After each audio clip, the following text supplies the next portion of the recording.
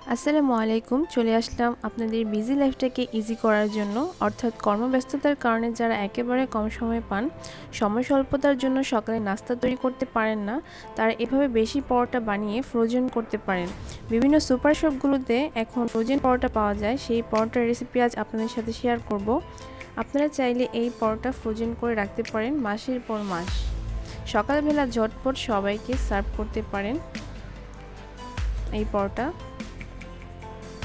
আশা করছি আজকের রেসিপি আপনাদের কাছে ভালো লাগবে এবং কাজে আসবে। আর এটা কিন্তু খেতেও অনেক টেস্টি হয়, খুবই মজা হয়। আসলে সকালবেলা নাস্তা যদি রেডি থাকে তাহলে কিন্তু কর্মব্যস্ততা যে গৃহিণীরা আছে তাদের জন্য আসলে খুবই লাইফটা ইজি হয়ে যায়। আর তাদের জন্যই আমার এই চেষ্টা। আপনারা এরকম করে পরোটা বানিয়ে অনেক দিন পর্যন্ত রাখতে পারবেন আর ঝটপট নাস্তা তৈরি করে সবাইকে সার্ভ করতে পারবেন। তো চলুন চলে যাই মূল রেসিপিতে।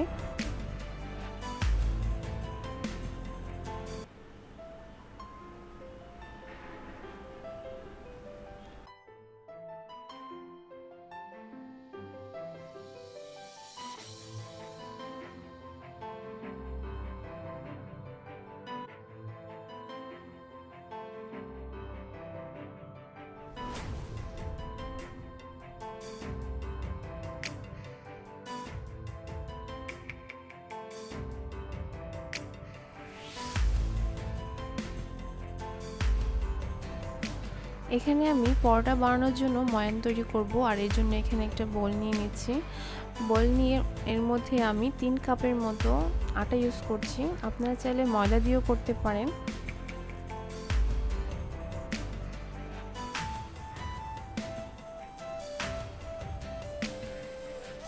এখন এর মধ্যে আমি স্বাদ মতো লবণ দিয়ে দিচ্ছি। দেব 1 টেবিল চামচ চিনি। পরোটা কিন্তু একটু মিষ্টি মিষ্টি হলে খুব ভালো লাগে। এখন একটু মিক্স করে নিচ্ছি।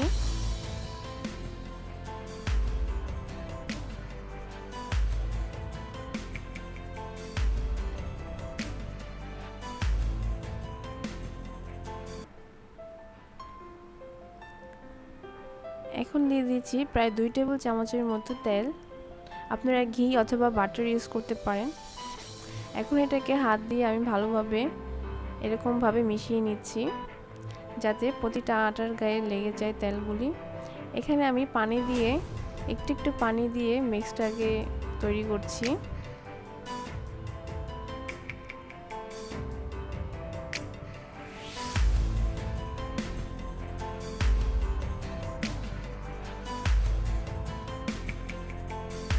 আমি আবার একটু পানি অ্যাড করছি, আর আপনারা এভাবেই একটু পর পর বুঝে বুঝে পানি অ্যাড করবেন।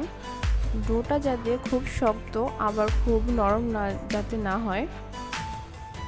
এই যে আমার ডোটা তৈরি হয়ে গেছে। ভালোভাবে মথে নিতে হবে। খেয়াল রাখবেন ডোটা যত সফট হবে আর আপনার পরোটাটা কিন্তু ততটাই সফট হবে। এজন্য খুব ভালোভাবে ডোটাকে সফট করে মথে নেবেন। এখন আমি এটাকে 1 ঘন্টার মতো রেস্টে রাখবো। এই যে দেখুন আমার এটা ডোটা কিরকম সফট হয়েছে। 1 ঘন্টা হয়ে গেছে। আমি এটাকে এখন আবার মথে নিচ্ছি। আপনারা চাইলে পরোটা তৈরি করার আগের দিন রাত্রেও এটাকে ময়ান করে রাখতে পারেন, পরের দিন সকালে আপনারা পরোটা বানাতে পারেন। এখন আমি আবার একটু মথে নেব। এরকম করে মথে নিলে পরোটাটা কিন্তু অনেক সফট হয়।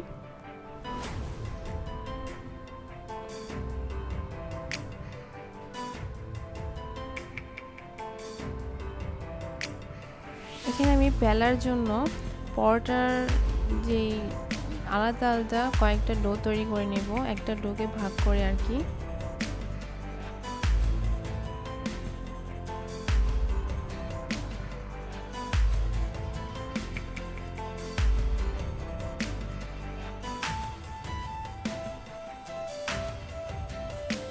এরকম করে নিলে হয় কি সমানভাবে পরোটাগুলো ভাগ হয়। এখন আমি প্রত্যেকটা আলাদা আলাদা ডো করে নিচ্ছি।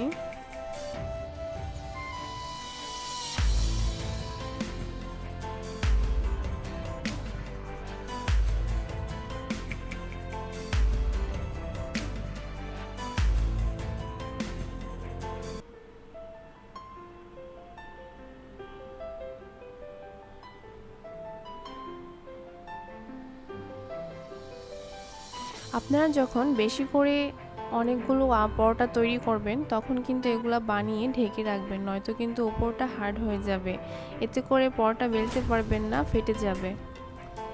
তো আমার সবগুলো ডো হয়ে গেছে, এখন আমি পরোটা বেলা শুরু করে দেব।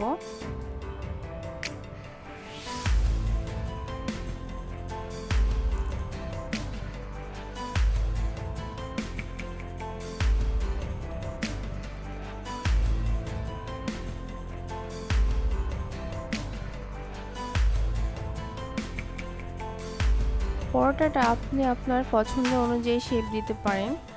আমি আজকে এখানে প্রথমেই যেটা দেখাবো সেটা আমি চারকোণ ভাঁজ করে দেখাবো পরোটাটা। এর জন্য আমি এখানে তেল দিয়ে দিচ্ছি। তেলটাকে চারপাশে সুন্দরভাবে ছড়িয়ে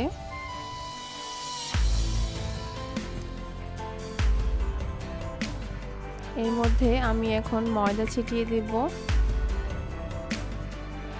ময়দা আপনারা খুব বেশি ইউজ করবেন না, তাহলে কিন্তু এটা ভিতরে ময়দা ময়দা একটা ভাব থেকে যাবে, খেতে ভালো লাগবে না।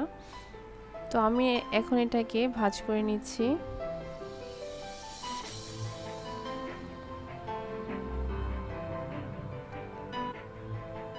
এই যে 4 ভাঁজের আমি তৈরি করে নিলাম।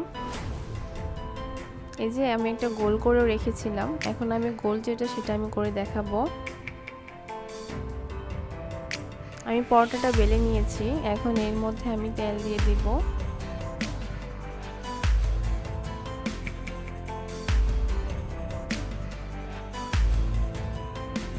তেলটা আমি চারপাশে ছড়িয়ে দিয়ে এর মধ্যে ময়দা ছিটিয়ে দিব।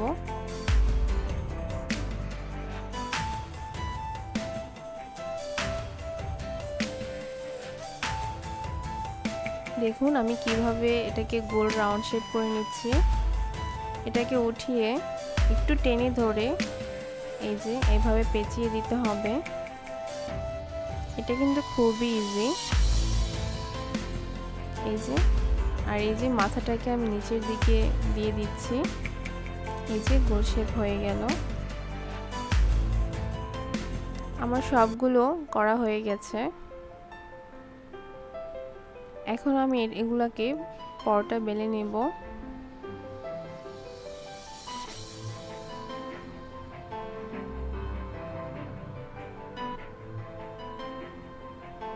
আপনারা যখন অনেক বেশি পরোটা তৈরি করবেন অবশ্যই কিন্তু একসাথে সব বেলে তারপর রেখে ভাজতে যাবেন না, তাহলে কিন্তু একটার গায়ে আরেকটা লেগে যাবে। এজন্য আপনারা অর্ধেক কি অর্ধেকের কম সুবিধা মতো আপনাদের অল্প অল্প করে বেলে তারপর ভেজে নেবেন, তাহলে আর লাগবে না।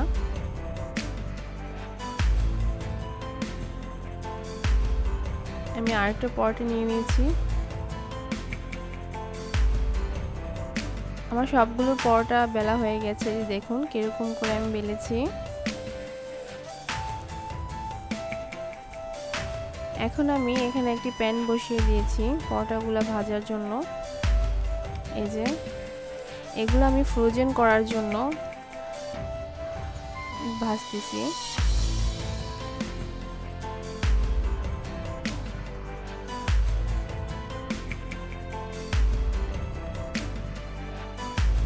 এটা কিন্তু মিডিয়াম আঁচে বসিয়েছি, যেহেতু ফ্রোজেন পরোটা ভাজবো তাই বেশি আর কি তাপটা বাড়ানো যাবে না, তাহলে কিন্তু দ্রুত ব্রাউনিশ কালার চলে আসবে পরোটার উপরে।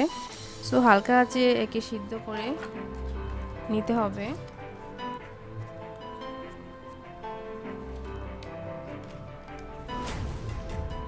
দেখতেই পাচ্ছেন সিদ্ধ হয়ে এসেছে।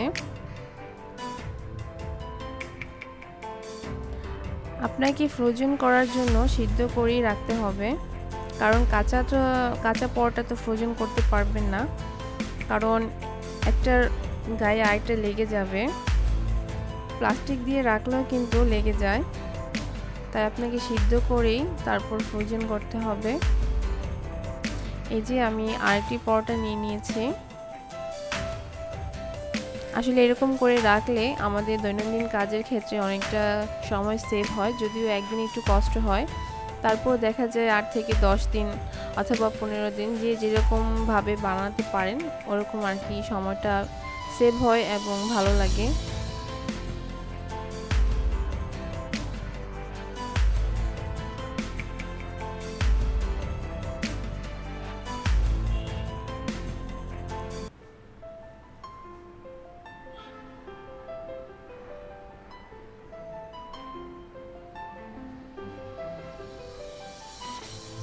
এখানে আমি পুরো পরোটাটা ভাজবো, এর জন্য আমি এখানে পরোটাটা দিয়ে দিয়েছি আর আঁচটা একটু বাড়িয়ে দিয়েছি।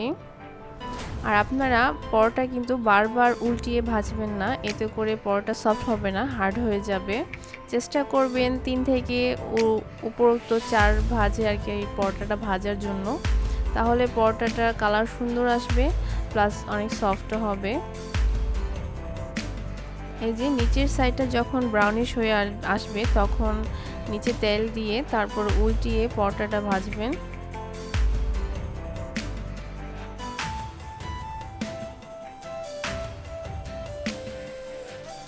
আর এরকম করে চেপে চেপে ঘুরিয়ে ঘুরিয়ে ভাজবেন, যাতে কোনো সাইডে একটু বেশি হয়ে যাতে না যায়। এই যে দেখুন আমার পরোটার কালারটা কি সুন্দর এসেছে। আর এভাবেই আপনারা ভাজার জন্য চেষ্টা করবেন।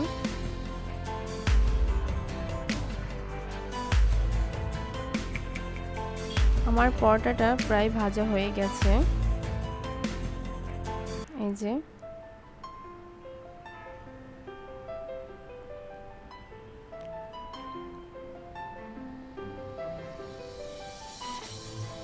আমি একটু দেখাচ্ছি আমার পরোটাটা কত সুন্দর সফট এবং প্লাফি হয়েছে। আর এটা লেয়ার কিন্তু খেয়াল করা যাচ্ছে, আপনারা দেখতেই পাচ্ছেন একটা লেয়ার হয়েছে পরোটার মধ্যে। এরকম করে আসলে পরোটা তৈরি করলে খেতেও কিন্তু অনেক ভালো লাগে। এই যে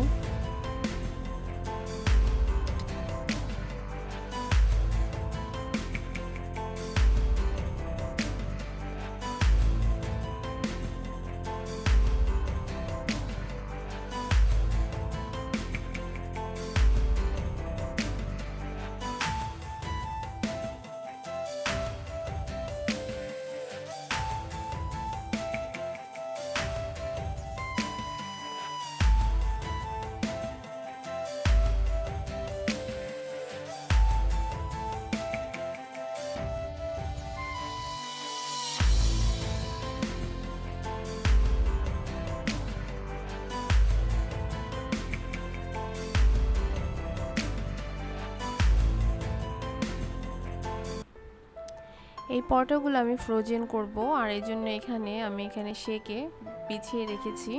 আপনারা কিন্তু এখানে বিছিয়ে রাখবেন, একটার উপর একটা রাখবেন না, তাহলে কিন্তু পরোটা ঘেমে যাবে। আজকে আমি ফয়েল পেপারের মধ্যে ফ্রোজেন করব। আপনাদের কাছে ফয়েল পেপার না থাকলে জিপলক ব্যাগ অথবা এয়ারটাইট বক্সেও ফ্রোজেন করতে পারেন। আশা করছি আজকের রেসিপিটি আপনাদের অনেক কাজে লাগবে, উপকারে আসবে। তো সবাই ভালো থাকবেন। আল্লাহ হাফেজ।